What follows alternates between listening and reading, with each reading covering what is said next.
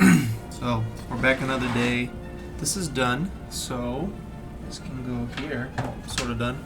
And today we're gonna do the needles, which is the biggest pain in the butt of all time. This sucks. You gotta take these tiny little LEDs out, and then you gotta put new tinier LEDs in. Actually, they're not tinier, but they're pretty tiny. It's pretty easy, but it's just really pain in the ass. Oh, and then you gotta balance the LEDs because they have a balance like counterweight here already, but it's not heavy enough. And I lost my lead tape, which is the best thing to use to balance them.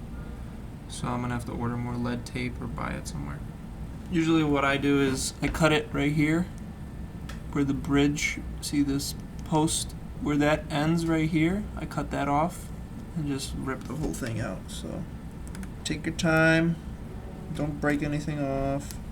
You could even do it in stages so that you're not tugging too hard. See, that's the old LEDs.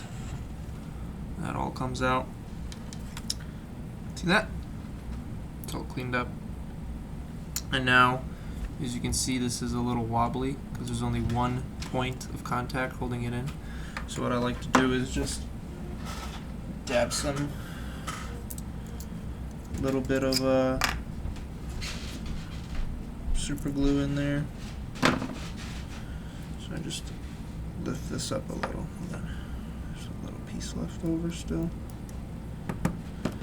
So I just lift it up a little and then drip some glue in there and then just let it sit and do the next one.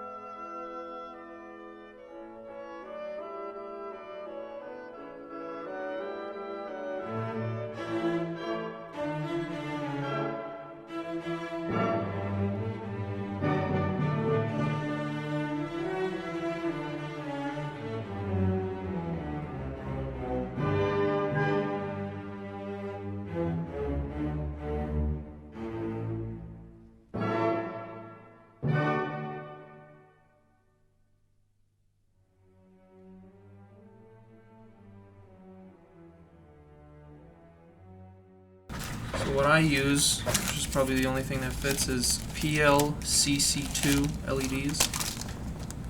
It's these tiny ones, you see that? So these are red. These are RGB, which is useless because they're too small to solder to. I'm gonna do white, which is these ones. White is really easy to tell because they're the only ones that are yellow instead of the little colored LEDs. Always have the little like design in them. They have like this stuff. The way, because we got 12 volts coming in here, and these each take 3 volts. So what I do is put them in series of 4, and then have, I think here I fit 3, so 3 sections of 4. Oh yeah, so you have a negative here, which goes to positive here, which then goes to negative to positive here. So this is the big pain in the ass, is trying to fit these tiny LEDs in here. The way you know what is positive or negative on these, there's a little notch. You probably can't see it on the camera, but there's a tiny notch. I'll just put up a picture on the screen.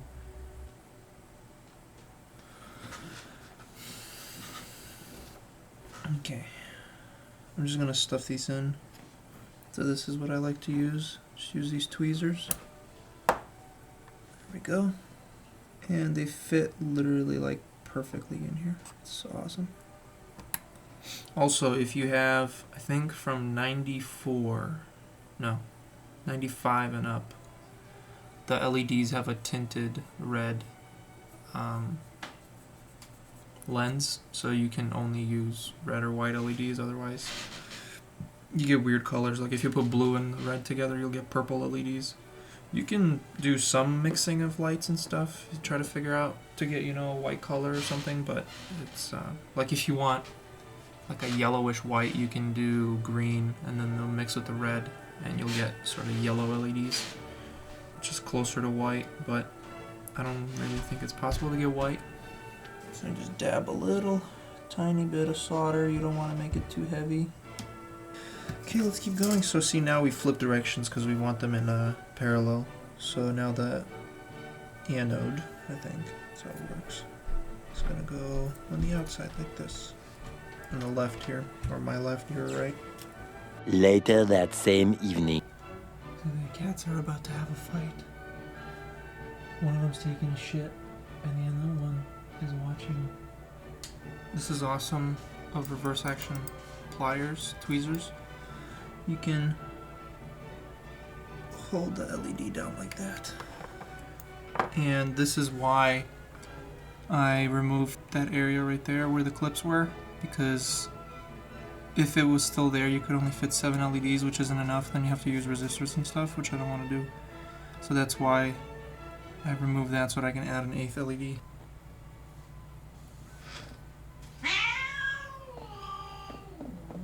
I don't know if you can see that.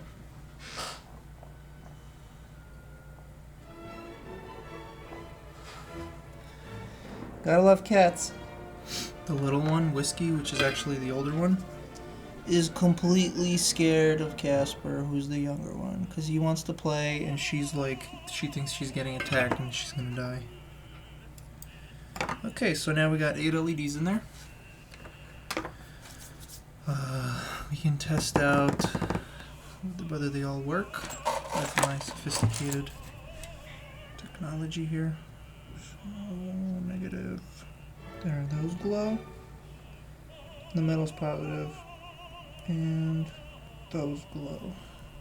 Right here, the 4th one. And the outside ones. See that? There we go. It's a little spotty, but it's okay. It's a race car. So, if I did this right, this is positive. This is negative. They should all be the same, I think. This is why you save your photos, or take photos. Got my wire though, this is what I use. This is 24 gauge, because you don't want to add too much weight to this. So what I do is just, so positive on the bottom, negative on the top, and we know that these two, the ends are negative, and the positive is in the middle.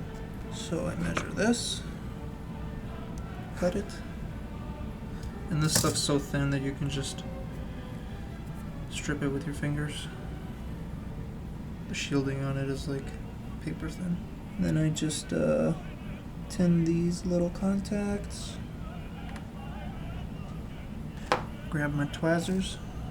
If you're wondering what solder I use, 6337, not 6040. 6040 is old, 6337 is where it's at. Cools much quicker so you don't get crappy solder joints.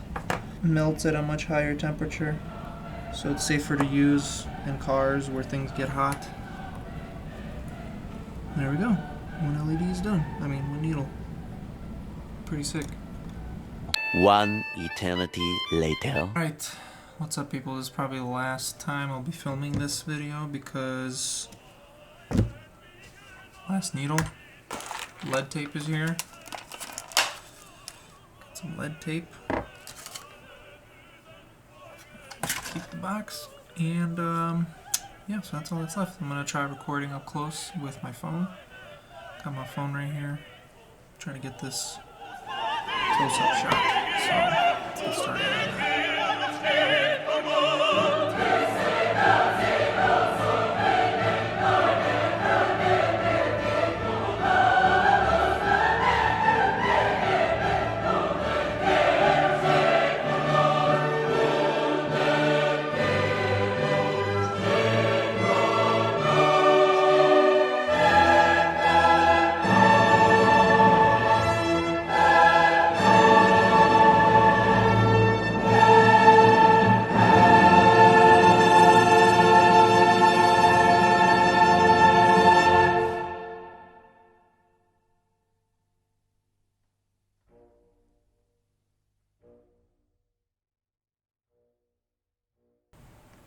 As you can see on the long ones, there's not enough room to finish it off, so you're going to have a little bit of a dim corner there.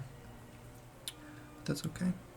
Make sure for the first one too that you leave a gap here, because you see there's quite a bit of black here. I don't know if you can see that. There's quite a bit of black right here. So you got to start the first LED a little further back. Let's finish soldering these up.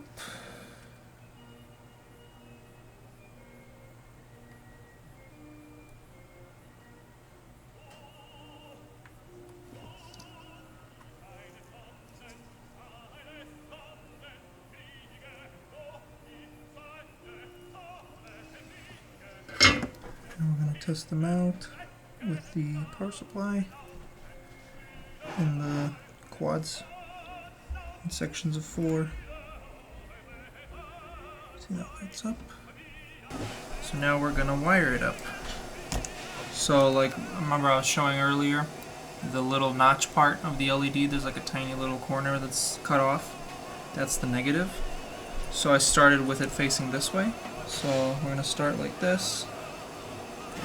Run the wire, make sure you have some slack. It's better to cut it longer than it is short. And these are so thin that you can just strip it with your fingernail. Right, Whiskers? Yeah. Just right, Whiskers. Just right, Whiskey. You like wires? Sniff the wires. Good girl. Okay. Oh yeah, I forgot. I gotta tin these contacts.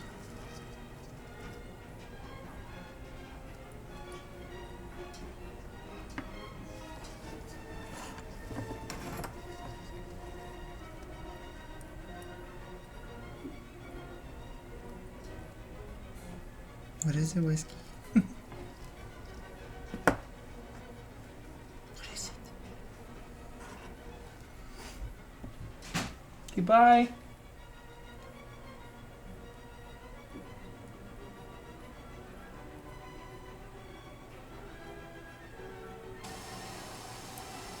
Grab this.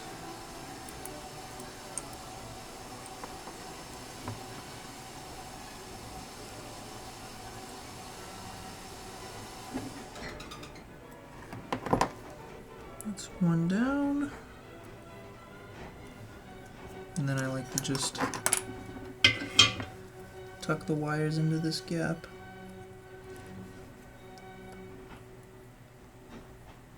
Tweezers are a very essential tool to this whole process. Move this wire over so we don't burn it, so it doesn't conduct to something else. 4 right here.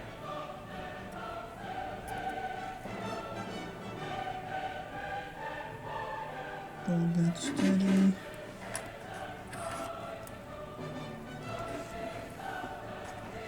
Now we can test it. Always test. Don't finish something all at once. Always test. So put that in there. And then positive, negative. There we go. Lights up. Let's keep going.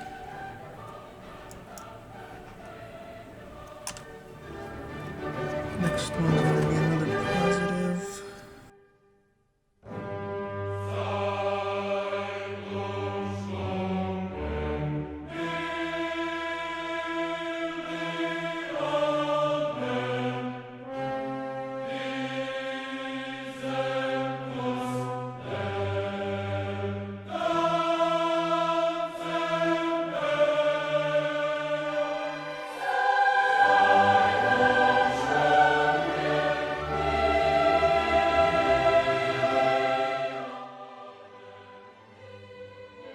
Alright, so this is done. See that? Yeah, you can see that nice and clear. Oh, let's test them out so you can see how it lights up.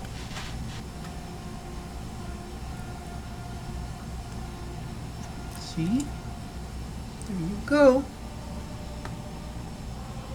Look at that. Looks good, right? It's a little spotty. You can see the spots of the LEDs, but who cares, honestly. Cool. So now we can start balancing them. Balancing them is pretty easy. What I like to do is I like to get a knife. And I like to put it on something so that I have a level surface, so that the knife here is level. And then you just balance them. And the way you balance it is, so you want it to balance where the mounting point is, so it makes it the easiest, turning point for the motor. So it doesn't have leverage in either direction. So I just put it there. Then I just get my lead tape. This little roll was $9. I used to have a bigger roll that I spent like 20 bucks on because I used to do this a lot, and yeah, I lost it. Probably from all the moving. So I like to cut a bigger piece and then just put it like that. And then I don't want to stick the whole thing on, so I put it like that. So as you can see now, it's pretty good. See?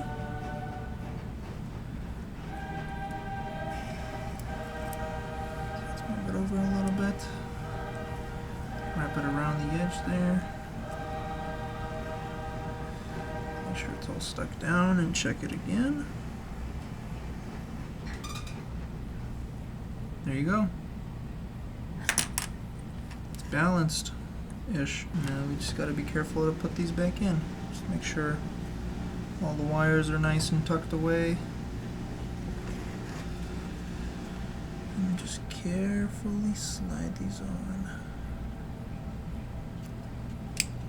Very carefully, don't push hard. See that? What about that much gap? I don't know if you can see that much gap. With these, what's going to happen is you'll notice you can actually push these too far down or push them too far the other way. So your reading, or your miles per hour, or your RPM will be like a little too high or a little too low. So what you have to do is, first, let me put this on. I like to move it over. See how this one stops? Not even at 0, it stops at like 5 miles per hour. So you gotta push it on like that, and then I'm gonna just push it further like that. So that way when you're actually driving, it's actually at 0 when it's at 0. So yeah, you might have to adjust it up and down a little bit, but yeah. Same thing with the RPMs. And the only way to check RPMs is like with a standalone ECU, or there's the Toyo BD1 reader, or like a torque app if you have the OBD2, but ours is OBD1, so we're gonna use the Toyo BD1 reader. The RPM actually does go this low, so what I like to do is I like to turn it so that I'm not pushing it by accident too far down, so the RPM does actually sit that low, and when you start the car it jumps up. Also, what you can do before you take it apart is mark it where the needles were, so that you black Sharpie, you're not going to see it when it's lit up. So yeah, that's about it. Let's go plug it into the car and see how it looks. I got the cluster in. Let's see how it does. Oh no.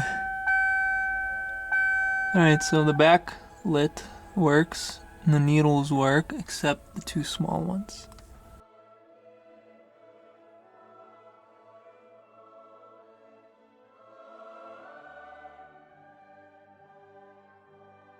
So yeah, thanks for watching. This is probably going to be like 2-3 parts. Hope this was helpful, and hope everybody with burnout out needles and backlights on their SCs can now fix them. Because it's not that hard. Instead of paying some schlub like me $100 to $300 to fix this, you can now do it yourself. because it's easy. So yeah, thanks for watching. Have you ever had a dream that you could don't you could you don't you want don't you could you could don't you could you don't you want don't you could you could don't